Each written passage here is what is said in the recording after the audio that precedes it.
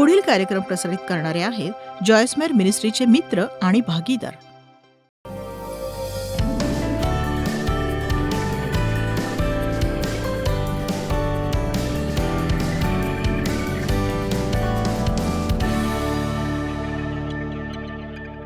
मी जे पुस्तक लिहिलंय ज्याचं नाव आहे लिव्हिंग करेजियसली, मी वेगवेगळ्या विषयांवर शिकवलंय पण त्यात मी विशिष्ट भीतीचा उल्लेख केलेला आहे आणि त्यापैकी एक आहे नियंत्रण गमावण्याची भीती. कदाचित तुम्ही सगळ्यांनीच त्याचा अनुभव घेतला नसेल, पण मी माझ्या जीवनात तो नक्कीच घेतलाय. माझ्या गत आयुष्यात मी खूप दुखावले गेले. माझ्या वडिलांनी माझं शोषण केलं, माझ्या पहिल्या नवऱ्याने मला खूपच दुखावलं आणि पुष्कळ लोकांकडून मी दुखावले गेले आणि मी अनुभवातून खूप काही शिकले. मी लोकांवर भरोसा ठेवू शकत नव्हते, पण त्यावर मला मात करावी लागली आणि या प्रक्रियेत मी नियंत्रक बनत गेले. आता माझं व्यक्तिमत्व कणखर असल्यामुळे ते माझ्यासाठी कठीण नव्हतं, पण नियंत्रणाची गरज भासण्याच्या मुळाशी जी गोष्ट होती ती होती दुखावलं जाण्याची भीती किंवा इतरांकडून गैरफायदा घेतला जाण्याची भीती. तर आज मी तुम्हाला उत्तेजन देऊ इच्छिते, आपण देवाच्या हाती नियंत्रण सोपवायला हवं. कुणालाही असं नातं आवडत नाही जिथे इतर लोक त्यांच्यावर ताबा ठेवू पाहतात. आणि हीच गोष्ट माझ्या नवऱ्याला मला सांगावी लागली. तो म्हणाला, मला वाटतं तू मला स्वतःसारखा विचार करायला, स्वतःसारखं वागायला भाग पाडतेस, तू माझी पिळवणूक करतेस असं मला वाटतं. बघा, अशा गोष्टींमुळे निरोगी नातं निर्माण होत नाही. शेवटी मलाच बदलावं लागलं. आणि माझी खात्री आहे की जर तुम्हाला सगळी सूत्र आपल्या हाती ठेवून इतरांवर नियंत्रण ठेवावं असं वाटत असेल आणि जर तुम्ही याला वैतागला असाल तर एक सांगू, तुम्हीही बदलायची गरज आहे. जेव्हा तुम्हाला स्वतःचं नियंत्रण गमावण्याची भीती वाटते किंवा दुखावलं जाण्याची भीती वाटते आणि जेव्हा सगळे निर्णय घेणारे तुम्ही एकटेच नसता, तेव्हा अशा भीतीवर मात करण्याचा एकमेव मार्ग म्हणजे देवावर विश्वास ठेवा किंवा त्याच्यावर विसंबून राहा. तुम्ही दुखावले जाणार नाही याची कोणीच शाश्वती देऊ शकत नाही, मीही तो प्रयत्न करणार नाही, पण मी खात्री देते की ख्रिस्त तुमचा आरोग्यदाता आहे आणि तुम्ही त्याच्यावर विश्वास ठेवलात, तुम्ही दुखावले गेलात तरीही तो येऊन तुम्हाला आरोग्य देईल. आणि प्रत्येक गोष्टीतून तुम्ही जात असताना तुम्ही देवावर अधिकाधिक विश्वास ठेवायला शिकाल. विश्वास ठेवणं शक्तिशाली गोष्ट आहे, कारण आपल्या विरुद्ध येणाऱ्या प्रत्येक परिस्थितीत एकतर आपण विश्वास ठेवू शकतो किंवा आपण भीतीखाली जगू शकतो. देवाने आपली काळजी घ्यावी म्हणून आपण विश्वास ठेवतो किंवा त्याच्यावर विश्वास न ठेवता स्वतःच घेतो.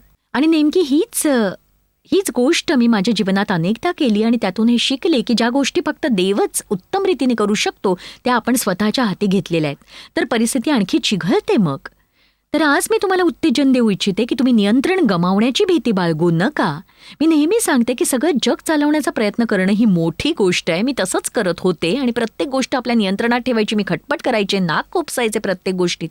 पण आपण हे सगळं सोडून द्यायला हवं, म्हणजे ज्यासाठी ख्रिस्त मरण पावला ते जीवन आपल्याला अनुभवता येईल, कारण त्याने आपल्यावर अशी प्रीती केली आहे ज्याची आपण कल्पनाही करू शकत नाही. आणि देवाची आपल्यासाठी उत्तम योजना आहे, तो सगळी काळजी घ्यायला समर्थ आहे. तर मी आज तुम्हाला स्तोत्रसंहिता 37:5 आठवण करून देऊ इच्छिते. आपला जीवितक्रम परमेश्वरावर सोपव, त्याच्यावर भाव ठेव, म्हणजे तो तुझी कार्यसिद्धी करील. म्हणून आजच निश्चय करा, मी धीर धरेन आणि मी विश्वासाने पाऊल टाकीन आणि देव माझी सगळी काळजी घेईल असा मी त्याच्यावर विश्वास ठेवीन. मी सगळ्या गोष्टींवर ताबा ठेवणं सोडेन, कारण देव माझ्या पक्षाचा आहे. पित्या, आजच्या वचनाबद्दल धन्यवाद. ते स्वीकारण्यासाठी आम्ही उत्सुक आहोत. आम्हाला वचन आवडतं आणि आम्ही त्याचं कौतुक करतो आणि त्याच्या सामर्थ्याबद्दल धन्यवाद देतो. प्रभू येशूच्या नावाने आमेन. आपण इथे शिकतोय आत्मा, प्राण, शरीर हे स्वस्थ राखण्याविषयी. आणि समजा आपण एक तुटलेली व्यक्ती असलो तर एखाद्या क्षेत्रात थोडंफार आरोग्य मिळेल, पण इतर बऱ्याच क्षेत्रात कुठलंच आरोग्य मिळणार नाही, हेही आपण शिकू. त्यासोबत आत्म्यात पूर्ण व्हायलाही आत्मिक आरोग्य मिळतं. ख्रिस्ताला आपला प्रभू म्हणून स्वीकारल्यामुळे येशूने म्हटले, तुम्ही माझ्याकडे या. हे अगदी सोपं आहे, आपण ते करू शकतो. काल रात्री सभा संपल्यानंतर 588 आत्म्यांनी येशूला आपल्या जीवनात घेतलं. ही मोठी गोष्ट आहे आणि आज अधिकाधिक लोक असं म्हणतील असं मला विश्वास आहे की मी स्वतःच्या इच्छेने माझं जीवन जगणार नाही, मी स्वतःच्या प्रयत्नाने जगून थकलोय. आता मी संपूर्ण हृदयाने प्रभू येशूकडे वळत आहे. मला विश्वास आहे की तो माझा तो माझा स्वीकार करून त्याला हवं तसं घडवेल. बघा, ख्रिस्ताचा स्वीकार केल्यानंतर जसं आपण वचनाप्रमाणे चालतो तसतशी आत्मिक परिपक्वता येत जाते देवाच्या आज्ञेचं पालन केल्याने. पण त्यासाठी आपल्याला पवित्र आत्म्याच्या साह्याने जीवन जगणं शिकावं लागतं आणि ते रातोरात किंवा आपोआप घडून येत नाही, तर ते हळूहळू गौरवातून गौरवाकडे दिवसागणिक घडत जातं. त्यासाठी आपल्याला धीराने वाट पाहायची गरज असते. मी अनेक वर्षांपासून लोकांना विश्वास ठेवायला सांगितलंय की जिथे मी असायला हवी होते तिथे नाही, पण जिथे मी होते तिथेही नाही. मी ठीक आहे आणि मी माझ्या मार्गावर आहे. जरी मी मध्ये असले तरी मी महान होण्याच्या मार्गावर आहे. आमेन. मग आज सकाळी आपण बोललो शारीरिक स्वास्थ्याविषयी आणि आपण गमती जमतीत शिकलो शरीराची काळजी घेण्याविषयी, स्वतःचं शोषण न करण्याविषयी, आणि त्याविषयी खूप चांगल्या प्रतिक्रिया मिळाल्या. मला वाटतं या विषयावर केवळ चांगला वेळ गेला नाही, तर देवाच्या वचनातून काही जणांचे डोळेही उघडले की आपण जुगारी वृत्तीचे असू नये, तर गुंतवणूक करणारे असावं. व्यवस्थित झोप न घेता, योग्य आहार न घेता, पुष्कळ तणाव घेऊन, जास्त काम करून, कुठल्याच बाबतीत संतुलन न राखता तुम्ही स्वतःचं शोषण करता. हाही जुगारच आहे. आणि आपण इथे मनमानी खेळ खेळतो आणि ज्यात आपण चांगल्याची अपेक्षा करतो आणि संकटात सापडलो की वाटतं आपण यातून बाहेर पडू. तुरुंगातून बाहेर पडण्याचा परवाना असल्यासारखे आपण वागतो. आणि बघा, तुम्ही जुगारू नव्हे, गुंतवणूकदार बना, स्वतःमध्ये गुंतवणूक करा, कारण तुम्ही त्याच्या योग्य आहात. आणि म्हणून चला जरा शेजारच्या व्यक्तीला विचारूया, तुझं मानसिक स्वास्थ्य कसं आहे?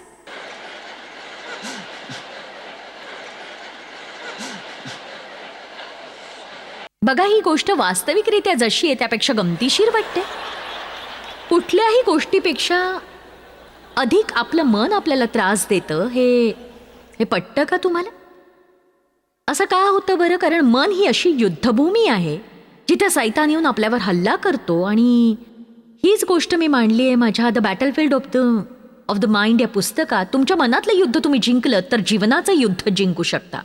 कारण जिथे मन जातं तिथे माणूस जातो. म्हणूनच आज्ञाधारक मनच आज्ञाधारक जीवन जगू शकतं आणि आज्ञाभंजक मन आज्ञाभंजक जीवन जगतं. म्हणून जर तुम्हाला आपल्या जीवनासाठी एखादा निर्णय घ्यायचा असेल तर तो हा हवा की मला फक्त ख्रिस्ती नव्हे तर आज्ञाधारक ख्रिस्ती व्हायचंय.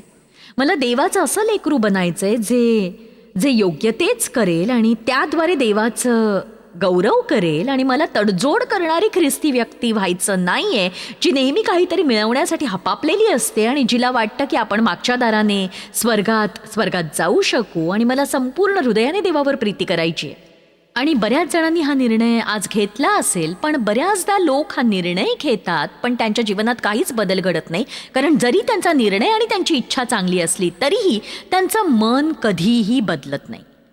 त्यांचे विचार कुचके असतात आणि नासके असतात. जेव्हा आपले विचार वाईट असतात तेव्हा आपलं जीवनही वाईट असतं. तर आमेन, बरोबर आहे ना?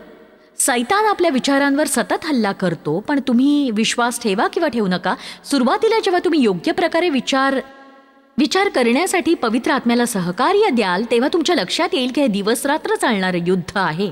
आणि तुम्ही शत्रूविरुद्ध लढून इतके थकून जाल की काय करावं ते तुम्हाला कळणार नाही. पण जर तुम्ही ठामपणे टिकून राहिलात तर तुमची स्थिती अधिकाधिक चांगली होत जाईल. आणि जरी माझ्या मनावर हल्ला होत असला तरी शत्रू माझ्या मनात काही ना काही घालत असतोच. पण आज इतकी वर्ष लोटल्यानंतर मला हे हल्ले चटकन ओळखता येतात आणि हे म्हणणं अजिबात कठीण नाहीये की नाही, मी तिथे जाणार नाही.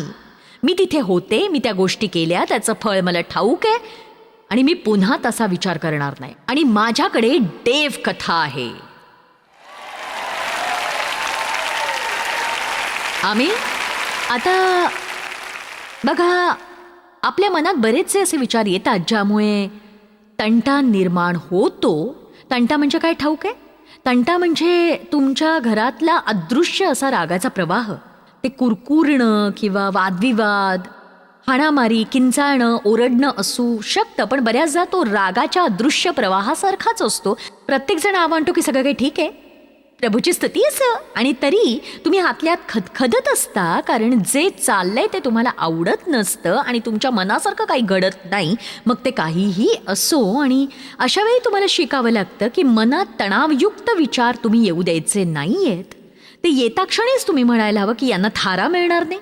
मी त्यात होतो, पुरे झालं. आता माझं मन बदललेलं आहे, मी देवाशी सहमत झाले. आता देवच सगळ्या गोष्टी पाहून घेईल. आणि बघा, आपण पाहूया 2 तिमोथी अध्याय 2 वचन 23. देव कसा आहे हे जाणून घेणं खरंच खूप रोमांचक आहे, तर आता मी ते सांगणार आहे. 2 तिमोथी अध्याय 2 वचन 23. मूर्खपणाच्या, मला विस्तारित मधलं भाषांतर आवडतं, तुम्ही वादांपासून कसं दूर राहाल. तुम्ही मूर्खपणाच्या आणि अज्ञानाच्या आणि अर्धवट माहितीच्या विषयांवर उन्नती न करण्याच्या गोष्टींवर चर्चा करत बसू नका, कारण अशा प्रकारच्या गोष्टी तणाव आणि भांडणे यांना खतपाणी घालतात. आणि प्रामाणिकपणे सांगायचं तर पुरुषांनी स्त्रियांशी व्यवहार करताना अधिक दयाळूपणाने वागायला हवं. पण एवढी वर्ष झाल्यावरही त्यांना हे कळलेलं दिसत नाही. आणि एके रात्री मी झोपले होते आणि देव माझ्या मुलाबरोबर कुठेतरी गेला होता. कुठे गेला होतास तू त्या रात्री? कुठे गेला होतास? त्या कार डीलरकडे गेला होतात का? तो कुठेतरी गेला होता. तर ठीक आहे, त्याचं काम झाल्यावर तो पुन्हा त्या डीलरकडे गाडी पाहायला गेला. आणि बघा, किती जणांना ठाऊक आहे की जेव्हा एक पुरुष आपल्या 34 वर्षाच्या मुलाला घेऊन काय बघायला जातो जे बेचैन करणारं असतं. बघा, पुरुष आणि कारचं काय नातं असतं ते मला काही कळत नाही. आणि मी तीच कार टायर गळेपर्यंत चालवू शकते. जोवर ती छान दिसते, छान चालते, तोवर माझ्यासाठी सगळं ठीक आहे. पण त्याला मात्र प्रत्येक वेळी ती नवी दिसायला हवी असते. ती कितीही जुनी झाली तरी डेवला मात्र जेव्हा जेव्हा तो ती चालवतो तेव्हा अशी भन्नाट पळायला हवी असते. तर मी बिछाण्यात असेन, झोपेच्या तंद्रीत असेन हे माहीत असताना अंग टाकणार तोच फोन वाजतो. Hi baby. मी आणि डॅन कार डीलरकडे आहोत आणि मी या डोंगराभोवती आधीच खूप फिरलेली असल्यामुळे मला अगदी असं, चला महिलांनो, तुम्हाला नजर ठेवावी लागेल या वृत्तीवर, कारण कायम अशी वृत्ती उफाळून आली की तुमचं काही खरं नाही. तर तो म्हणाला की खरोखर हे करणं अगदी गरजेचं होतं. नवी गाडी आणि नवी घ्यायचं हे शेवटचंच वर्ष आहे, अगदी पक्क. आता ही शेवटची खेप गेल्या 8-9 वर्षांपासून येते आणि तो सेल्समन तर म्हणाला की ही देशातली शेवटची खेप आहे. आता बघा, ही गाडी, अशा 4 गाड्या त्यांनी बनवल्या. ही त्यापैकीच एक होती. देशात 4 उरलेल्या आणि ती त्यांना तशीच हवी होती. आता बघा, माझा नवरा फार हुशार आहे. कोणी त्याला सहजासहजी फसवू शकत नाही आणि त्याला दडपून टाकणं तर कठीणच आहे. पण कार आणि गोल्फचा प्रश्न येतो तेव्हा निर्णय हा त्याचाच असतो. आणि ते ठीक आहे, म्हणजे प्रत्येकाचं स्वतःचं मत असतं. तर मी म्हटलं की देव, मला सांगू नकोस की तू कार घेणार नाहीयेस. तुला गरज नाहीये रेस कारची, तर नाहीच नाही. तू 74 वर्षाचा आहेस, तुला कशाला हवी आहे रे रेस कार? आणि मग मी पक्की बायकी चूक केली. मी म्हटलं, ही कार चालवायला तुझं वय खूप झालंय. तर हे काही बरोबर नव्हतं. मग माझा मुलगा फोनवर आला आणि तो म्हणाला, तो मला अगदी जवळ आहे, म्हणजे तो माझा लाडका आहे आणि तो बऱ्याच गोष्टी मला सांगतो. आणि तो म्हणाला, ओ जाऊ दे ना आई, मला आणि डॅडला ही कार हवी आहे आणि हे आपल्यासाठी येईल तर खूप मज्जा येईल. हे बाप मुलातलं आहे ग. आणि मी म्हटलं की डॅनी, त्याला ती कार नकोय.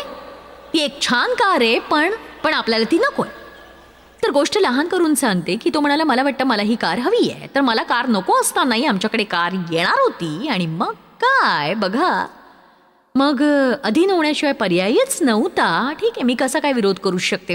हो प्रभूला धन्यवाद. आणि महिलांनो, हे कुठे चाललंय ते तुम्हाला कळत असेलच नाही का?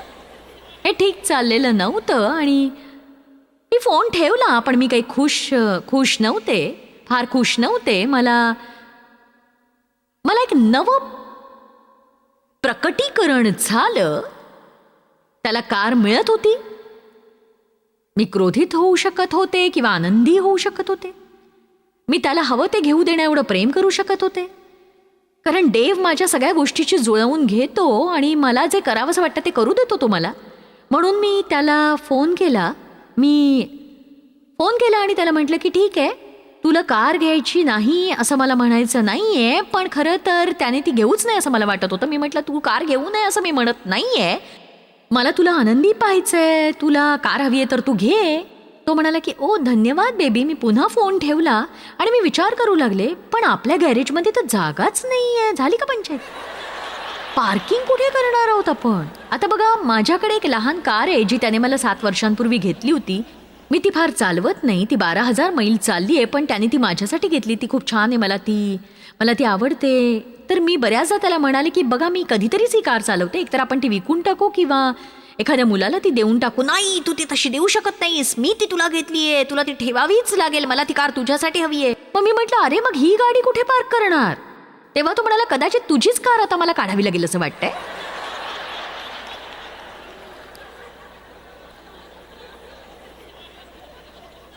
आता मला मागचा पाढा पुन्हा वाचावा लागला. ओ हे बरोबर नाही, मी माझी कार काढली की तुमच्या दोन्ही कार्स ठेवायला तुम्ही मोकळे, आणि त्यातली एक तर तुम्ही उगाचच. चला बायकानो, असं कधी झालंय का? मग मी म्हटलं की डेव मला सांग बरं, जेव्हा जेव्हा मी तुला कार विकायला सांगायचे तेव्हा तू म्हणायचास की असू दे ती कार, मी तुला तू विकू देणार नाही. आणि तो म्हणाला आता तू तयार आहेस ना? पण हा हलका प्रहार होता. तो म्हणाला बघ, उपदेशकामध्ये म्हटलंय की प्रत्येक गोष्टीची वेळ असते.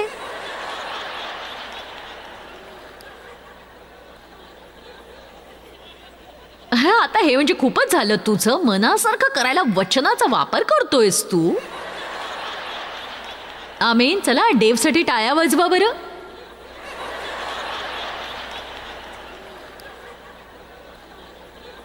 तर ती स्टिक शिफ्ट कार आहे, तिचं इंजिन शक्तिशाली आहे. तो मला फिरायला घेऊन गेला. एवढ्या दूर त्यांनी स्टिक शिफ्ट कधी नेली नव्हती. त्यांनी फार मोठं काम केलं नव्हतं. मला वाटलं मला मानेचे मणके जुळवण्यासाठी अस्थितज्ञाकडे जावं लागेल, पण मी गंभीरपणे सांगते हे म्हणजे मी म्हटलं की मी त्या कारमध्ये पुन्हा बसेन असं वाटून घेऊ नकोस तू. त्या कारमध्ये मी कधीच बसणार नाही. मग त्याने जाऊन त्यात मोठे पाईप बसवले. तो आता 74 वर्षांचा आहे आणि माझा मुलगा त्या गाडीत बसला की ती गाडी नुसती गुरकावते आणि तो म्हणतो की हे देव म्हणतो मला असं झालं की कधी एकदा मी तुला त्यातून फिरवतो, तू माझ्यासाठी प्रार्थना करशील का? माझ्याकडे मोठं वाहन तळ आहे, माझी कार हरवली आहे, मी आज्ञाधारक पत्नी होण्याचा प्रयत्न करतेय. माझ्या आजच्या संदेशात या घटनेचा उल्लेख करण्याचं कारण हे की या उठाठेवीत अनेक वर्ष गेली, मी अनेक आठवडे या गोष्टीने अस्वस्थ होते आणि मी त्याच्याशी बोलायला लागल्यानंतरही माझ्या मनात एक प्रकारचं द्वंद्व चालायचं आणि मनात खूप कटुतेचे विचारही यायचे अनेक अनेक महिने. आणि बघा हे खूप छान झालं ना, मनासारखं झालं. आणि गोष्ट सांगू तुम्हाला, सगळा व्यवहार अवघ्या 7 मिनिटात उरकला आणि व्यवहार झाला आणि ते सगळं संपलं. मी म्हटलं की देवा आता तूच सगळं पहा, ही माझी समस्या नाहीये. मला आशा आहे तो कारमध्ये खुश आहे, मला माझ्या जीवनात खुश राहायचंय. चला आता आपण आपल्या मनाच्या आहारी कधीही जाता कामा नये. बघा, पुरुषांनी जाऊन कार विकत घ्यावी म्हणून मी प्रोत्साहन दिलं नाही. तुम्हाला वाटेल बायकोने संदेश ऐकलाय, आता ती सगळं काही चालवून घेईल. मला काही लोक तिकडे जरा जास्तच उत्साही झालेली दिसत आहेत, मला माहित नाही म्हणून बोलतेय हे. आता आपण पाहू 2 कोरिंथ अध्याय 10 वचन 4 आणि 5. मला व्यावहारिक उदाहरणं द्यायला आवडतात, ज्यामुळे आपल्याला देवाचं वचन आपल्या घरात रोज कसं लागू करायचं ते शिकता येतं आणि तुम्हाला नेहमीच लढायची गरज नाही. देवाला तुमच्या लढाया लढू द्या. माझ्या लक्षात आलं की जर देवालाच ती कार डेवला द्यायची असेल तर माझं लढणं व्यर्थ आहे. बघा, जर मी या दृष्टिकोनातून विचार केला तर मग ते ठीक आहे. तुम्हाला थोडी तरी कल्पना आहे का किती हजारो वेळेला डेव तिथे बसून हे सगळं ऐकलंय त्याने? तो भेटीसाठी पात्र आहे. आमीन.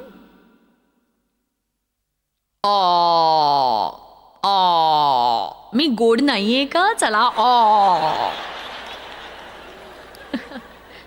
2 कोरिंथ अध्याय 10 वचन 4 आणि 5. आमच्या युद्धाची शस्त्रे दैहिक नाहीत, म्हणजे रक्त आणि मांसाची नाहीत, तर तटबंदी जमीनदोस्त करण्यास ती देवाच्या दृष्टीने समर्थ आहेत. जर तुमच्या मनाची तटबंदी स्वार्थी आणि स्वकेंद्रीय असेल तर तुमच्या इच्छेप्रमाणे घडलं नाही तर वेडपिसं न होणं अशक्य आहे. पण आम्ही देवविषयक ज्ञानाविरुद्ध उंच उभारलेली तर्कवितर्क, कल्पना आणि प्रत्येक गर्विष्ठ विचार असे सर्व काही पाडून टाकतो. आता पुढचं पहा. आणि आम्ही प्रत्येक विचार आणि कल्पना अंकित करून तिला ख्रिस्तापुढे मान वाकवण्यास लावतो. तर हे या प्रकारे होतं. तुम्ही देवाचं वचन शिकता, ते तुमच्या हृदयात प्रकाश बनून राहतं, आणि जेव्हा चुकीचा विचार येतो ज्याच्यामुळे तुम्ही समस्येत पडू शकता, तेव्हा पवित्र आत्मा तुम्हाला सांगतो प्रभू येशूने यावर काय शिकवलंय ते, आणि तिथेच तुम्हाला योग्य ती निवड करावी लागते. तुम्ही चुकीचा विचार करत राहून योग्य ते करू शकत नाही. तुम्ही ऐकलत का? तुम्ही चुकीचा विचार करत राहून योग्य गोष्ट करू शकत नाही. मी म्हटलं, तुम्ही चुकीचा विचार करत राहून योग्य गोष्ट करू शकत नाही. असं समजा की कोणीतरी अश्लील गोष्टींच्या आहारी गेले, जे सर्रासपणे आढळून येतं. तुम्ही अश्लील गोष्टींची कल्पना करत बसलात तर संकटात सापडणार नाही अशा पोकळ भ्रमात तुम्ही राहू नका कधीही, कारण कोणीही अचानक व्यभिचारात पडत नाही हे लक्षात घ्या. त्याआधी बराच काळ अयोग्य विचार करण्यात घालवलेला असतो. या समस्येवर मात करण्याचा उपाय एकच आहे, तो म्हणजे जेव्हा पहिला अश्लील विचार मनात येतो तेव्हा तो ख्रिस्तापुढे वाकवला गेला पाहिजे. प्रभू सहाय्य कर, मी असा विचार करणार नाहीये, मी माझ्या मनात तिथे जाणार नाही, कारण जर मी मनाने तिथे गेलो तर माझ्या जीवनात सुद्धा मी तिथे जाऊ शकतो. चला आता, जर तुम्हाला अधिक खायचं नसेल तर नेहमी खाण्याची स्वप्न रंगवू नका. एवढं सोपं आहे. जर तुम्हाला व्यायाम करायचा असेल तर तुम्ही फक्त बसून असा विचार करत राहू नका, ते किती कठीण आहे, किती कठीण आहे, किती कठीण आहे, किती कठीण, मला नाही वाटत जमेल.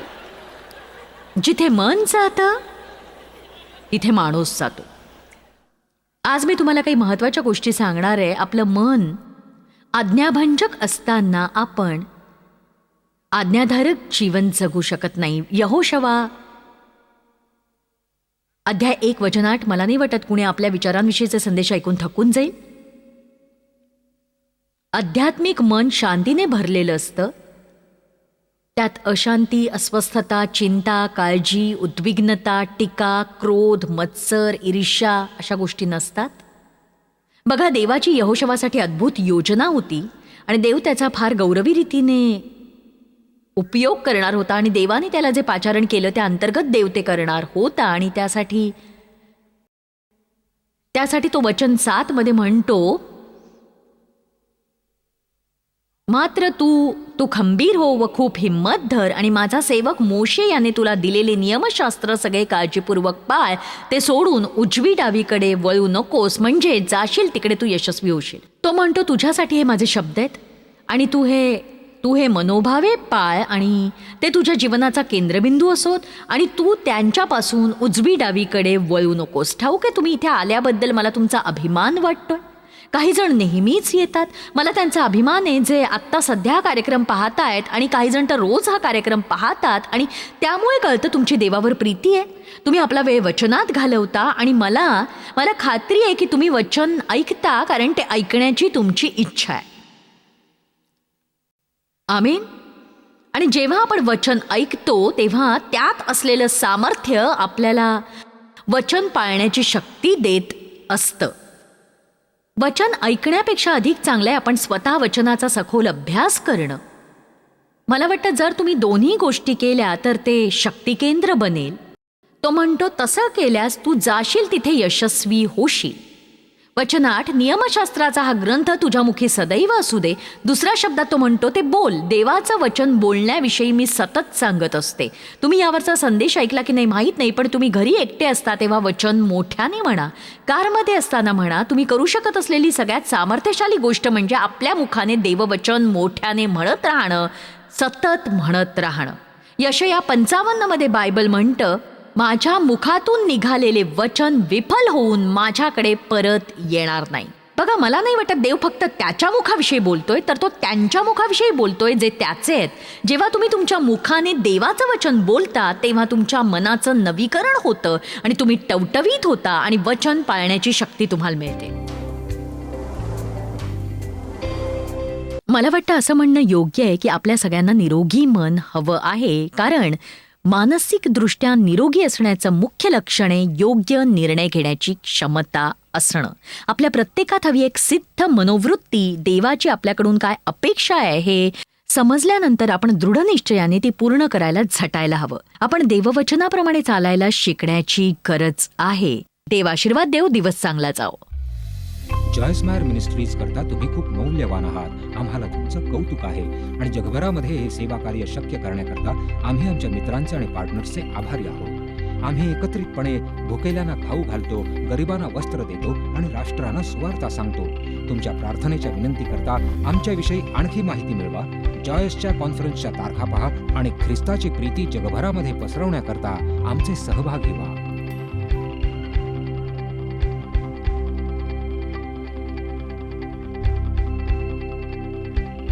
याचा सर्व खर्च जॉयस्मायर मिनिस्ट्रीचे मित्र आणि भागीदार करत आहेत.